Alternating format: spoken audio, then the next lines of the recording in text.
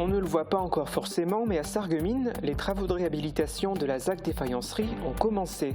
Hier, le maire l'a constaté avec les personnes en charge du nettoyage et de la déconstruction de l'ancien site industriel.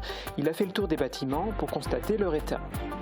Il y a 20 ans, jour pour jour, la dernière mine de France, celle de la Houve, fermait ses portes à Creutzwald. L'occasion de revenir sur l'épopée centenaire du charbon en Lorraine qui a fait vivre des dizaines de milliers de familles. Au total, 800 millions de tonnes de charbon seront sortis de terre en Moselle.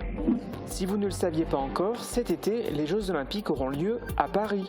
Cet événement planétaire a des répercussions jusqu'à Rohrbach-les-Beach, puisque la commune accueillait samedi un événement intitulé « En route vers les Jeux ». À cette occasion, le public pouvait découvrir et essayer de nombreux sports. Festival communautaire du patrimoine naturel, acte 2.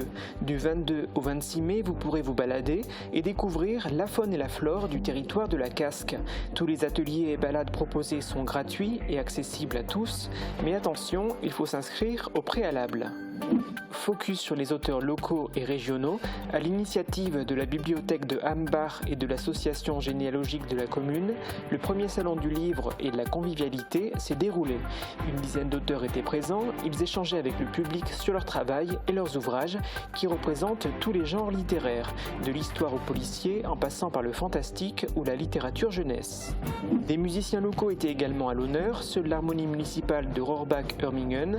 Ils ont participé sous l'Arc de Triomphe à Paris à une cérémonie de ravivage de la flamme du soldat inconnu, une première pour eux, à laquelle ils ont largement contribué en interprétant plusieurs morceaux musicaux. Et en deuxième partie d'émission, je recevrai une jeune femme qui a vécu une journée d'anniversaire exceptionnelle. Océane Nickel, à l'occasion de ses 22 ans, a défilé au cabaret à l'occasion de la finale nationale du concours de beauté Miss Curvy.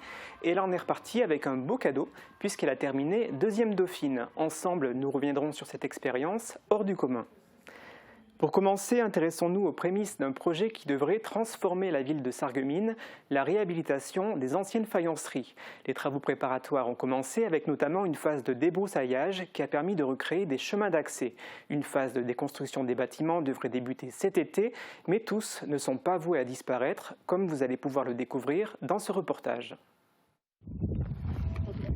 La transformation de la friche des anciennes faïenceries a commencé. On est sur site depuis à peu près 2 mois maintenant. Donc la première phase, c'est un site qui est très dégradé, donc c'est très pollué notamment au niveau de l'amiante. Donc il y avait énormément de débris au sol, de pollution au niveau des halls. Donc là ça fait 2 mois qu'on est en train de faire une première phase de ramassage, de nettoyage, avant d'attaquer une seconde phase qui aura lieu une fois le permis de démolir accordé. Donc notamment le désamiantage des bardages, des toitures, puis la démolition des différents bâtiments. Et dans un troisième temps, on s'attellera aux bâtiments conservés, donc curage, désamiantage des bâtiments conservés, et certains avec des renforcements structurels et même des nouvelles toitures ou des compléments de toiture pour ceux qui ont encore un état convenable. Difficile pour le public de constater encore l'évolution du site, mais quand commencera la déconstruction des bâtiments, l'activité sera plus intense avec la présence de machines de démolition, notamment des pelles de plusieurs dizaines de tonnes. Cette phase devrait débuter dans un futur proche. Elle devrait démarrer début de l'été, courant de l'été, sous réserve de l'obtention du permis de démolir dans les délais, donc il devrait intervenir dans les jours qui arrivent. Et ensuite, le gros de l'opération se déroulera jusqu'en fin d'année et encore jusqu'en 2025. La friche de 33 hectares comprend de nombreux bâtiments. Tous ne vont pas disparaître. Tous les bâtiments en pierre de taille, briques d'époque qui sont derrière moi vont être bien sûr gardés, ainsi que l'embarcadère au bord du cours d'eau qui a tout son sens. Nous garderons bien sûr également la dernière cheminée qui est sur le site, les socles qui vont avec, enfin toutes les bases de bâtiments qui peuvent avoir un intérêt seront conservées. Si nous réussissons à sauver un quart des bâtiments, eh bien c'est l'objectif, eh bien nous aurons bien travaillé et je crois qu'il y a de quoi faire vu le nombre d'endroits intéressants. Illustration des bâtiments qui pourraient être conservés et réhabilités, une immense halle historique qui date de 1928. C'est une très grande salle, un très grand hangar qui se trouve au fond du site, qui date du début du XXe siècle, qui est encore en très bon état, avec ses structures métalliques se portent plutôt bien, même côté toiture, avec une lumière zénithale qui permet pas mal de clarté dans les lieux. Alors évidemment, on peut se projeter dans beaucoup d'activités liées à la culture, liées même aux végétaux, à de l'agriculture urbaine, également à de la musique, à des éléments culturels, voire un marché couvert qui se présente dans un volume qui est extrêmement intéressant. Cette friche de 33 hectares au cœur de la ville attise l'imagination. La mairie de Sarreguemines a déjà rencontré plusieurs porteurs de projets qui veulent remettre de la vie sur le site. Notre passé industriel désormais révolu, l'ère du charbon. Il y a 20 ans, jour pour jour, le 23 avril 2004, fermait le dernier puits de charbon en France. C'était à Creutzwald, au carreau de la mine de la Houve.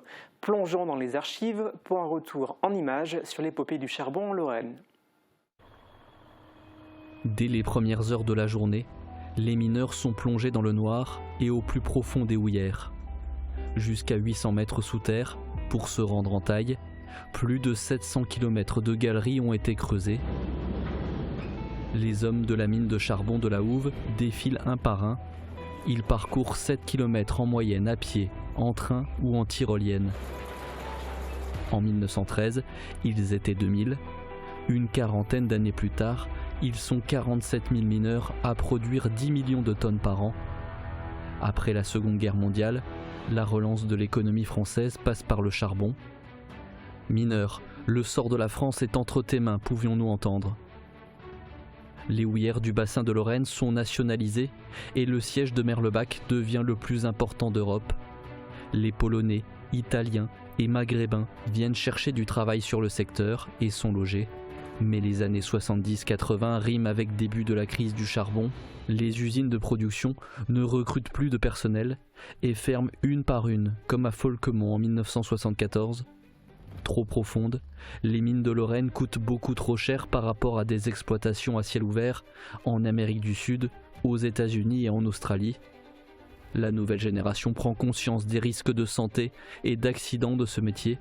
Là où 15 000 hommes sont morts sous les décombres pendant l'épopée du charbon en Moselle. François Mitterrand aura tenté de relancer le charbon pendant son mandat présidentiel en vain. En 1994 est signé le pacte charbonnier, actant l'arrêt de production du charbon d'ici 10 ans. Chaque année, plus de 1000 suppressions d'emplois sont dénombrées pour ne compter plus que 10 000 salariés dans le secteur de la mine en 2004. Et le 23 avril de cette année-là, l'épopée industrielle s'achève. La Houve, le dernier puits à charbon de France, ferme ses portes. Le métier de mineur est une fierté en Lorraine. Cette commémoration n'est pas destinée uniquement au siège de la Houve, mais aux houillères du bassin de Lorraine, au charbonnage de France et à l'ensemble des mineurs du pays. Sur les 4,6 milliards de tonnes de charbon extraits en France, 800 millions proviennent de Moselle. Une information plus réjouissante pour continuer, le 27 juin, la flamme olympique passera dans le pays de Bitche et par Meisenthal. À l'approche de cet événement et des Jeux olympiques, la communauté de communes du pays de Bitche a organisé une journée sportive et culturelle intitulée « En route vers les Jeux ». C'était à Rohrbach-les-Bitches, reportage d'Emilia Zell et Thibaut Desmerlet. Des médailles façonnées par le Centre international d'art verrier pour récompenser les vainqueurs de l'aquathlon. Durant toute une journée, le sport était à l'honneur dans 3 lieux à Rohrbach-les-Bitches, au gymnase, au dojo et au centre aquatique. L'aquathlon faisait partie d'un large programme organisé par la communauté de communes du pays de Bitche, intitulé « En route vers les Jeux ». Le but était de promouvoir le sport avec les Jeux olympiques et le passage de la flamme qui approche. Le rendez-vous se voulait aussi culturel. La compagnie Autant des mots a animé la journée. Le public était invité à pédaler sur un vélo qui alimentait un tourne-disque vintage. Initiation à la sarbacane par Loisirs Jeunesse, au judo par le dojo Rohrbachois ou encore au Krav Maga par le Krav Maga Pays de Bitche, de nombreuses activités ont été proposées. Vous souhaitez connaître le nom des fleurs ou les familles d'oiseaux que vous pouvez rencontrer en forêt? Voici sans doute le rendez-vous qu'il vous faut, le Festival communautaire du patrimoine naturel. Il se déroule sur le territoire de la Casque du 22 au 26 mai. Le Conseil de développement et l'Office de tourisme Sarreguemines-Confluence sont à l'initiative du projet. Sa directrice nous dévoile quelques nouveautés prévues au programme de cette deuxième édition. Il y a plusieurs nouveautés. Alors la première, c'est donc cette conférence qui aura lieu le vendredi 24 mai, dont la thématique est de la forêt jardinée à la coupe réglée au XVIIIe siècle et qui va donc nous faire découvrir toute l'intervention de l'homme sur justement l'évolution du paysage forestier. Cette conférence aura lieu aux archives municipales. On a d'autres nouveautés, donc notamment une découverte d'une ripisylve, donc d'un milieu aquatique, qui est prévue pour le samedi 25 mai à partir de 16h et qui nous est proposée par l'Office français de la biodiversité. Et l'atelier qui est proposé au parc archéologique de Bliesbruck, l'atelier de l'après-midi, donc l'atelier parents-enfants, qui cette année portera sur la thématique du cyanotype. Certaines balades au cœur de la nature vous ont beaucoup plu l'an passé. Certaines seront renouvelées cette année dans la limite de 30 participants. C'est le cas notamment de la visite du verger de Velferdin avec les arboriculteurs. Tous les ateliers et balades seront gratuits et accessibles à tout public. Les promenades à travers la nature s'étendront sur 1 à 4 km maximum. L'occasion ou jamais de redécouvrir la faune et la flore qui peuplent notre région. Attention tout de même, pour participer, il faut s'inscrire à l'avance. Défendre la littérature locale et régionale, c'est l'objectif que se sont fixés la bibliothèque de Hambar et l'association généalogique de la commune. Elles organisaient le premier salon du livre et de la convivialité. Plusieurs dizaines d'auteurs ont répondu présents, une grande majorité des genres littéraires étaient représentés. Le biographe Denis Argot et l'auteur Madeleine Zimmermann-Munch étaient le parrain et la marraine de l'événement. Reportage de Thibaut Desmerlet. C'était l'occasion pour les amateurs de lecture de partir à la rencontre d'écrivains de la région. Le premier salon du livre et de la convivialité a pris place dans le foyer socio-éducatif de Roth. C'est la bibliothèque municipale de Hambar et l'association généalogique qui ont organisé l'événement. Yolande Hafner est secrétaire de l'association. Elle a rencontré une multitude d'auteurs dans des salons du livre et les a invités. On a eu cette idée de créer un salon chez nous pour permettre à ces auteurs, notamment qui viennent de Strasbourg, de Metz, de Boulay, d'être connus dans notre région. Et comme on est en réseau avec la médiathèque de Sarreguemines, c'était une occasion aussi de faire connaître d'autres livres et des auteurs locaux. Pour cette première manifestation, l'auteur de romans historiques Madeleine Zimmermann-Munch et le biographe Denis Argot ont été choisis pour devenir marraines et parrains de cette édition. Moi je trouve que c'est une très bonne initiative parce que ça fait vivre les territoires justement. Les salons du livre sont des lieux d'échange et de découverte et puis on prend des contacts, voilà. Je pense qu'il est essentiel pour les auteurs de défendre le livre, de défendre la lecture face aux difficultés qu'ont notamment ces auteurs locaux et régionaux et aux coteries parisiennes. Il faut vraiment se mobiliser et faire en sorte que le livre régional survive, ou en tout cas fasse sa place. Le public a pu échanger avec plusieurs dizaines d'écrivains. Une grande majorité des genres décrits étaient représentés, de l'histoire en passant par le policier, le fantastique ou encore la littérature jeunesse.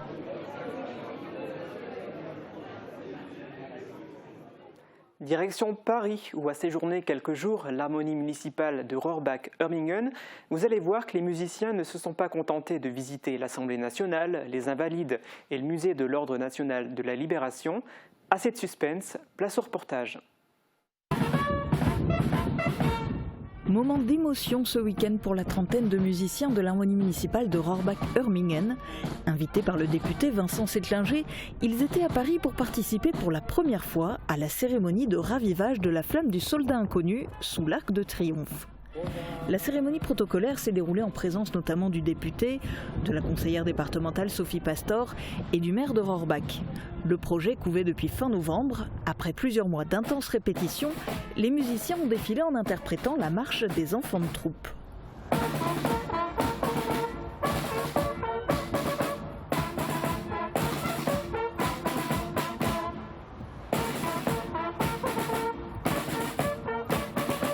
Au cours de la cérémonie, ils ont interprété plusieurs morceaux, notamment la Marseillaise et l'hymne aux soldats inconnus.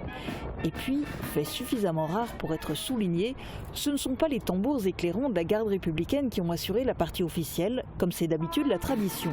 Les musiciens de Rohrbach et Hörmingen ont assuré l'ensemble de la prestation musicale en interprétant eux-mêmes la sonnerie aux morts et le garde à vous.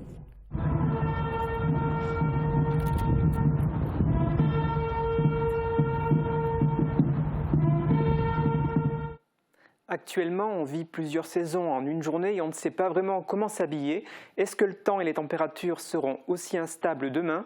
Sandrine va tout nous dire dans la météo. Couverture et zinguerie, une toiture Moder Habitat apporte sécurité, protection et pérennité par tous les temps.